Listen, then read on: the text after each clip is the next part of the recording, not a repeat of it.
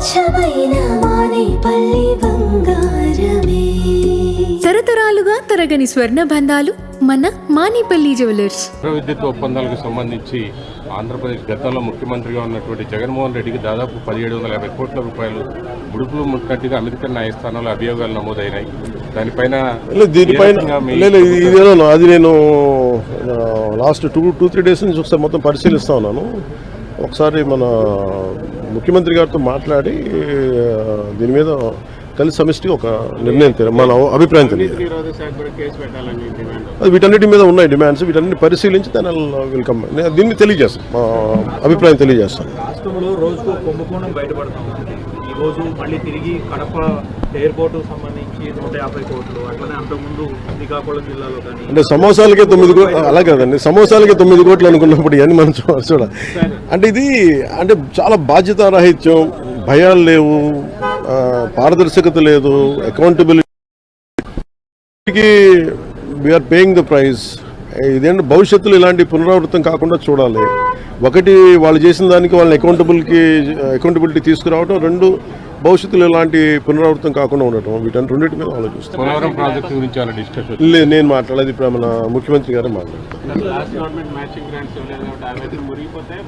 లేదు, ఉన్నాయి, వాళ్ళు అదే చెప్తా ఉన్నారు, వాళ్ళు వాడలేదని. అందుకనే కదా ఈరోజు అంటే మనకి నైతికంగా కూడా బలం ఉంది. కాకపోతే ఏంటంటే గత ప్రభుత్వం చేసిన ఈ తప్పులన్నీ మనకి వారసత్వంగా వచ్చినాయి. అది వాళ్ళు చేసిన తప్పులకి ఈరోజు మనం మాట పడాల్సి వస్తుంది, మాట పడుతున్నాం. ఎందుకంటే ప్రజలకి ఇచ్చిన ఇది ఇంకొక ఆల్రెడీ మనం ఇంకొక 2-3 వారాల్లో దీనికి కంప్లీట్ డీటెయిల్ ఒకటి చేస్తున్నాం. జేజేఎంకి సంబంధించి డిపిఆర్ కూడా ఒకటి చేయాలి. ఇవన్నీ ఒక 2-3 వారాల్లో అయిపోద్ది అనుకుంటున్నాం. ఈరోజు అంటే మన వైస్ ప్రెసిడెంట్ గారిని కలుస్తాం సాయంత్రం, అలాగే రైల్వే మన మినిస్టర్ గారిని కలుస్తాం, ఫైనాన్స్ మినిస్టర్ గారిని మన నిర్మలా సీతారామన్ గారిని కలుస్తాం.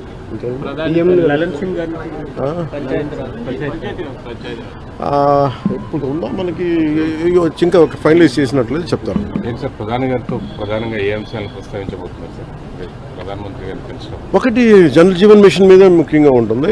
అంటే ఎందుకంటే ప్రధానమంత్రి గారి కోరిక, అంటే ఆయన కళ ఇది, ప్లస్ ప్రతి ఒక్కరికి రక్షిత మంచినీరు ఇవ్వాలని, దానికి మేమందరం కమిటెడ్గా ఉన్నాం. అందుకనే ఒక మోడల్ స్టేట్గా చేయాలనేది ఆయన నా అభిప్రాయానికి తెలియజేయడానికి.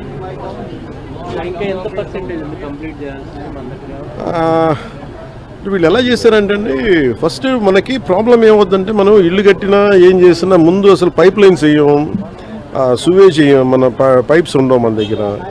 ఇప్పుడు సమస్య ఏముందంటే మన దగ్గర వేసిన పైప్ లైన్స్నే మళ్ళీ వీళ్ళు సరిగ్గా ఫ్లో లేదు. డిజైనింగ్ లోపాలు చాలా ఉన్నాయి. ఆ డిజైనింగ్ లోపాలు ఒకళ్ళు కరెక్ట్ చేయాలి.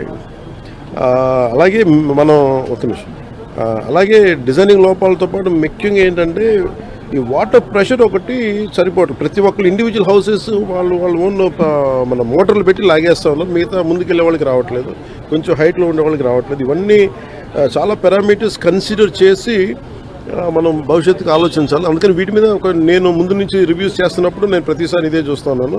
ఇక్కడ మనం ఉన్నప్పుడు 4 అడుగులు 100 ఇల్లు ఉంటే వాళ్ళకి నీళ్ళు రావట్లేదు. అలాగే ముందున్న ఒక 2 కిలోమీటర్ల ఏరియాకి వస్తుంది, నెక్స్ట్ పక్కన ఉన్న వీటికి రావట్లేదు. ఇవన్నీ మన పిఠాపురంలోనూ చాలా క్షేత్రస్థాయి పర్యటనలు ఇవన్నీ నేను పరిశీలించాను. ఓవర్ హెడ్ ట్యాంక్స్ ఉన్నాయి. మనకి డ్రింకింగ్ వాటర్ మనకి surface drinking water facilities. Pipe డిజైనింగ్లో వీళ్ళు చాలా బండగా మొండిగా పైపులు వేసి తవ్వేస్తున్నారు కదా, దానికి చాలా కన్సిడర్ చేయాలి. ప్రెషర్ ఎవరిని తీసుకుంటారా, లేదంటే ఎక్స్ట్రా మీటర్ ఏమైనా మోటార్లు వేసి తోడేస్తారా, వాటి ఏం చేయాలనేది మనకు ఆర్డబ్ల్యూఎస్ శాఖ కూడా దీనికి కొంత బాధ్యత వహించాలని చాలాసార్లు.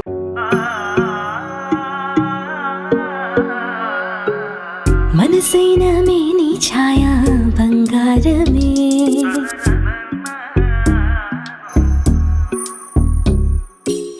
సొగసైన మేలి మాయా బంగారమే,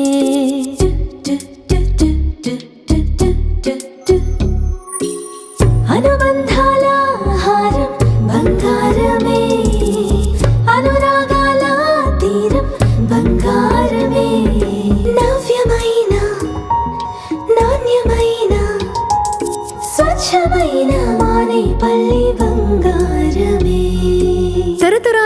తరగని స్వర్ణ బంధాలు మన మానిపల్లి జ్యువెలర్స్.